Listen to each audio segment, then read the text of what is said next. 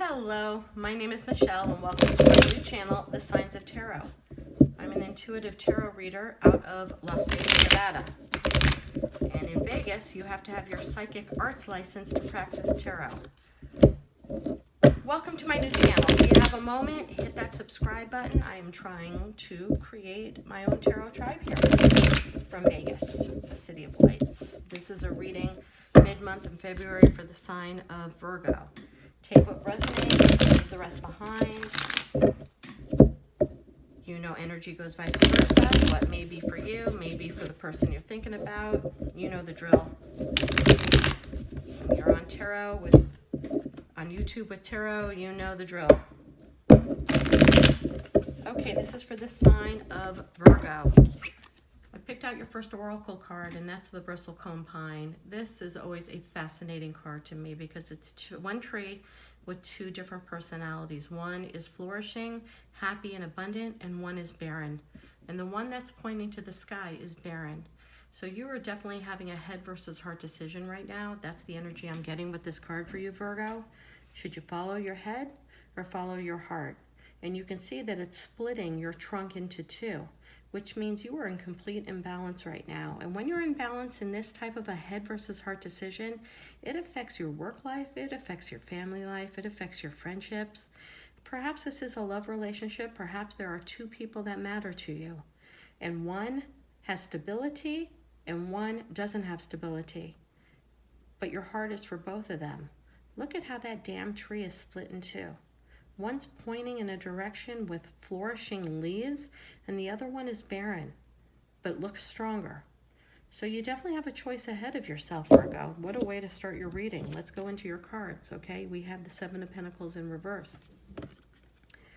In the upright, this is all about self-love, self-care, and self-contemplation.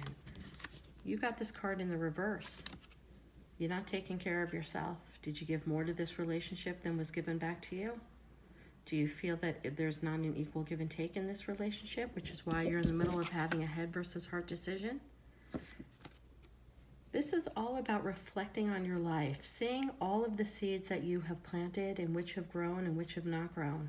You can see here in the middle of this whole stack of greenery is a heart with a break in it. So perhaps a broken heart really redirected your path as a young child or maybe as a mid-teen.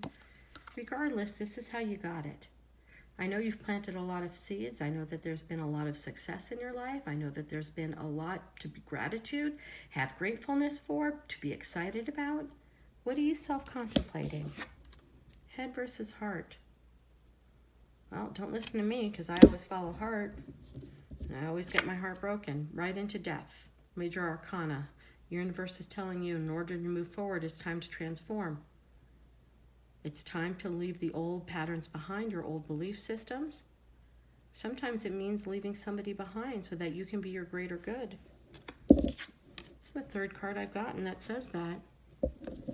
Head versus heart, for you to move forward so that you can be the best person that you can be. The death card is not a scary card. It's about transformation. The moment you die, the moment your soul emerges into a completely blank slate, this is allowing you to move forward into a completely blank slate if you leave your past behind.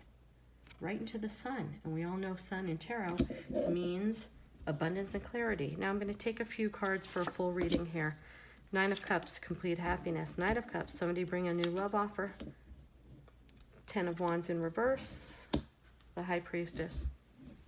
I'm going to take a couple more cards here. The Moon in reverse. Four Swords. That's my card of silently plotting. Okay, here it is in a nutshell. Beginning with your two opening cards of lack of self-love and needing to transform, move on, and change your life. Somebody made you really super happy in the past, Virgo. I mean, super happy. Like, you thought this was it. You thought this partner was everything that you ever wanted. Knight of Cups, Cancer, Pisces, or Scorpio. Big ass cup too. They brought a lot of love. They brought a lot of fun. They brought a lot of excitement. They brought a side out in you where they made you feel confident with yourself. They made you feel valued. They made you feel self-worth. Okay, and it made you leave all of your burdens behind. It's that kind of a relationship that you had that Didn't matter what happened during the day. Didn't matter how hard work was. Didn't matter the bullshit. Didn't matter if you lost money in the stock market. When you came home, there was a smile on your face because somebody you really loved. And you have the High Priestess. You know, the High Priestess has several different meanings. And some tarot readers feel that the High Priestess is a direct connection to God, direct connection to the universe, that your intuition was completely on point. So let's talk about your intuition on this card, because the High Priestess, which also is surrounded by your next card, the pomegranate. That's kind of unbelievable to see that. She has pomegranates all over. Your next oracle card up was the pomegranate, which is all about fertility. If you want to get pregnant, this is the month to do it. If you don't want to get pregnant, if you're unsure that this is the person that you want to spend the rest of your life with, then use protection, because the shooting star above it is telling me it's going to be one night in pregnancy, so be very careful. But the High Priestess is all about connecting with your intuition. I'm getting a very strange read right now, Virgo, so I'm just going to throw it out there. You were in a very happy relationship, or you are in a current happy relationship, but there is something that you are feeling brewing underneath that you're unsure about this relationship, and it's very startling to you, because with the Nine of Cups, that was a huge solid relationship. Nine of Cups was gifts, love, messages of love, a really good communication between the two of you. When you went home every night and you got calls or texts or saw this person, it really left you leave your burdens behind, your day-to-day drama, the bullshit of the day-to-day. And really the High Priestess made you feel like you were in touch with your intuition. But something is off, okay? Something is off right now, and maybe that's why you're watching a tarot channel, Virgo.